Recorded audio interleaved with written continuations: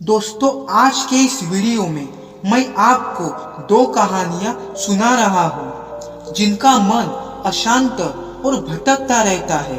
तो ये दोनों भी कहानियां ध्यान से सुनिए और ये दोनों भी कहानियां आपके बुरे वक्त में आपको हिम्मत देगी। इससे पहले कि आप इन कहानियों में खो जाए, इस चैनल को सब्सक्राइब जरूर कर लें। तो पहली कहानी, ये बात उस समय की है जब महात्मा बुद्ध अपने शिष्यों के साथ दूसरे गांव में जाकर प्रवचन दिया करते थे। एक बार की बात है, उस वक्त बहुत गर्मी थी और बहुत तेज कड़ाके की धूप निकली हुई थी।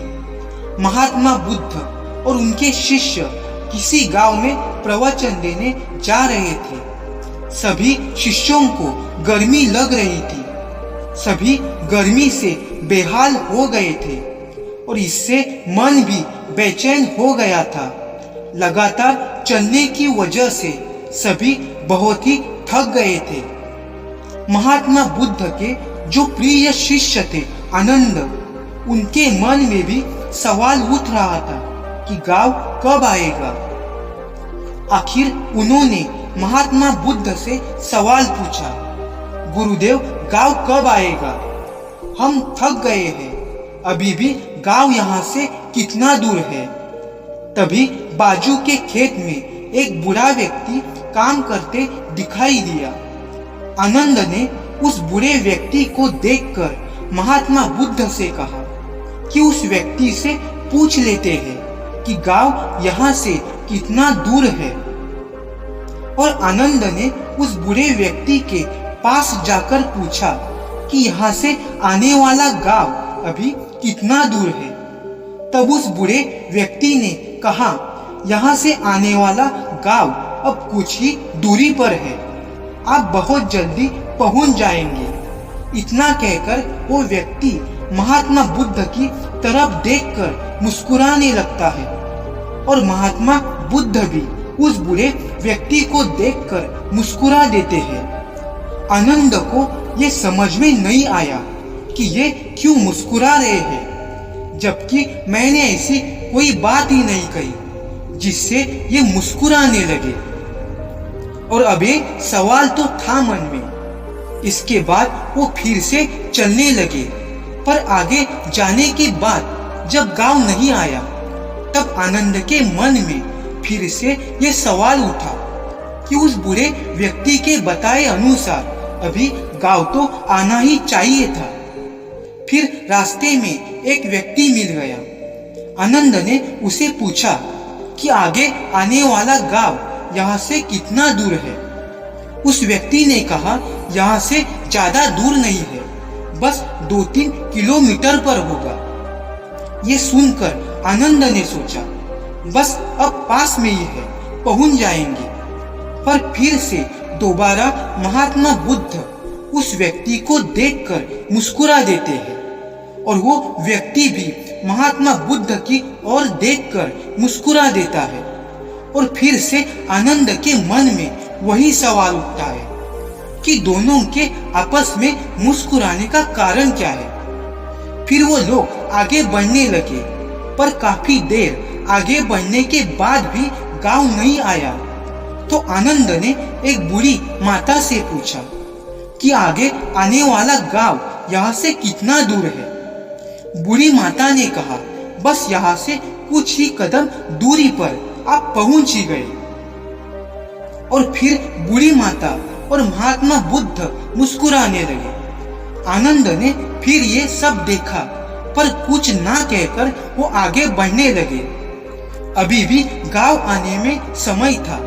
अब आनंद की सब्र का बांध टूटने लगा था। वो समझ नहीं रहे थे कि हम गांव में क्यों नहीं पहुंच पा रहे हैं। वो क्रोधित होकर रुक गए और कंधे पर जो सामान था वो फेंक दिया और महात्मा बुद्ध से कहा, वैसे तो आपने ही कहा है कि बेकार के प्रश्न नहीं करने चाहिए, लेकिन फिर भी मेरे मन में बहुत देर से एक सवाल परेशान कर रहा है। कृपया करके मुझे उस सवाल का जवाब दीजिए। महात्मा बुद्ध ने कहा, पूछ लीजिए, आपको जो सवाल पूछना है। आनंद कहते हैं, हम अभी तक जिनसे भी पूछते हैं कि गांव यहाँ से कितनी दूरी पर है, तो वो हमें बस थोड़ी दूर है कहकर आगे बढ़ा ही जा रहे हैं। और कभी आप उन्हें देखकर मुस्कुरा जाते हैं और वो भी आपको देखकर मुस्कुराते हैं। कृपा करके गुरुदेव आप मुझे समझाइए और ये भी स्पष्ट करो कि हम कहीं गलत रास्ते पर तो नहीं चल रहे हैं, तभी गांव नहीं आ रहा हो। महात्मा बुद्ध ने कहा, आनंद, हम बिल्कुल सही रास्ते पर चल रहे हैं और जिस रास्ते से हम गांव जा रहे हैं वहां के लोग मुझे जानते हैं, क्योंकि मैं इससे पहले भी उस गांव में जा चुका हूँ। मुझे उस गांव तक की दूरी भी पता है और ये लोग भी ये बात जानते हैं, इसलिए लोग मुझे इस रास्ते से जाते देखकर पहचान कर मुस्कुरा रहे हैं। जिस तरह हम लोगों को उनके लक्ष्य की प्राप्ति के लिए उन्हें उपदेश देते हैं और उन्हें अपने जीवन के पथ पर सफलता हेतु निरंतर चलने के लिए प्रेरित करते हैं, ठीक उसी तरह राह में मिला हर एक व्यक्ति हमें हमारे कार्य पर, हमारे मंजिल की ओर निरंतर बढ़ते रहने का उपदेश देता जा रहा है, ताकि हम मंजिल तक सही समय पर पहुंच सके। महात्मा बुद्ध की ये बात सुनकर आनंद मुस्कुरा उठे और फिर से सभी गांव की ओर चल पड़े और कुछ ही समय में गांव पहुंच गए। इसी तरह दोस्तों, महात्मा बुद्ध और उनके शिष्यों को रास्ते में कई लोग मिलते हैं जो उन्हें मार्ग पर जाने के लिए प्रेरित करते हैं। ठीक उसी तरह हमारे जीवन में भी किसी न किसी रूप में प्रेरणाएं मिलती ही रहती है। बस फर्क यह है कि हम उन्हें पहचान पाते हैं या नहीं। जीवन में आगे बढ़ने के लिए अवसर तो सबको मिलता है, पर यह हमारे ऊपर निर्भर करता है कि हमें उस अवसर को पहचान कर उसका भरपूर उपयोग करना सीखना चाहिए और हाथ आए मौके को जाने नहीं देना चाहिए। हमेशा अपने मंजिल के प्रति धैर्य को बनाए रखना चाहिए। अपनी मंजिल को पाने के लिए अगर जरा सी तकलीफ उठानी पड़े तो उस तकलीफ को बर्दाश्त करना चाहिए। बेशक उसे मिलने में समय लगे, हमें कठिनाइयों का सामना करना चाहिए। अपने धैर्य को कभी खोना नहीं चाहिए और निरंतर प्रयास करते रहना चाहिए।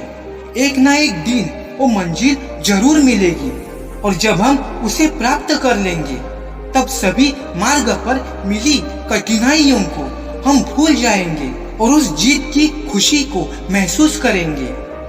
इसलिए अपने मंजिल को पाने तक धैर्य और शांति बनाए रखना चाहिए और यही सफलता की बड़ी कुंजी होती है। तो दोस्तों, दूसरी कहानी ये है। बहुत समय पहले की बात है। एक व्यक्ति महात्मा बुद्ध के पास आया और बोला, गुरुदेव, हम सभी के जीवन में उतार चढ़ाव लगा रहता है।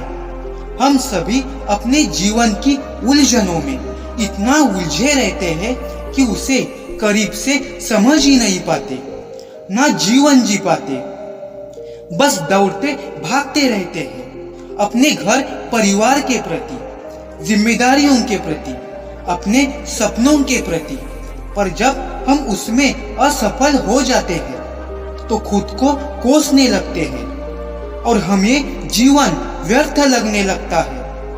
हम लोगों की बातों में आ जाते हैं। हम अपने जीवन की अहमियत को नहीं समझ पाते हैं और पूरा जीवन ऐसे ही निकल जाता है और हम अंत में अफसोस करते हैं कि काश हमने जीवन को सही से जिया होता, उसकी अहमियत को समझी होती।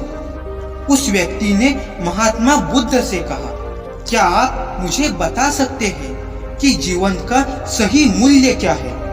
बुद्ध ने उस व्यक्ति की बात सुनी और अपने पास जो चमकीला पत्थर था वो उसे दिया और कहा, जाओ और इस पत्थर का मूल्य पता करो, लेकिन ध्यान रहे तुम्हें इसे बेचना नहीं है, सिर्फ इसका मूल्य पता करना है। वो व्यक्ति पत्थर लेकर वहां से चला गया। वहां से निकलकर वो व्यक्ति बाजार में गया और सबसे पहले एक फल विक्रेता के पास गया। उस व्यक्ति ने वो पत्थर फल वाले को दिखाया। फल वाले को वो पत्थर पसंद आया। उस व्यक्ति ने फल वाले को कहा, तुम ये पत्थर कितने रुपए में खरीद लोगे? फल वाले ने कहा, मैं इसके बदले में आपको 12 आम दूंगा। ये सुनकर वो व्यक्ति आगे निकल गया और वो एक दुकान में गया। उसने वो पत्थर दुकानदार को दिखाया। दुकानदार को चमकीला पत्थर पसंद आया। उसने उस व्यक्ति को कहा कि मैं इसे रख लेता हूँ, इसके बदले में मैं आपको 5 अनाज की बोरियां देता हूँ। ये सुनकर वो व्यक्ति वहां से आगे निकल गया और एक सुनार के पास गया और उसे वो पत्थर दिखाया। सुनार पत्थर को देखकर बोला, मैं इस पत्थर के तुम्हें 50,000 रुपए दूंगा। वो व्यक्ति इससे पहले 2 जगह घूम चुका था। उसे हर जगह उस चमकीले पत्थर के अलग अलग मूल्य को जानकर हैरानी हो रही थी कि भले एक पत्थर का इतना मूल्य कैसे हो सकता है। आगे वो व्यक्ति हीरे के दुकान में गया और दुकान के मालिक को वो पत्थर दिखाया।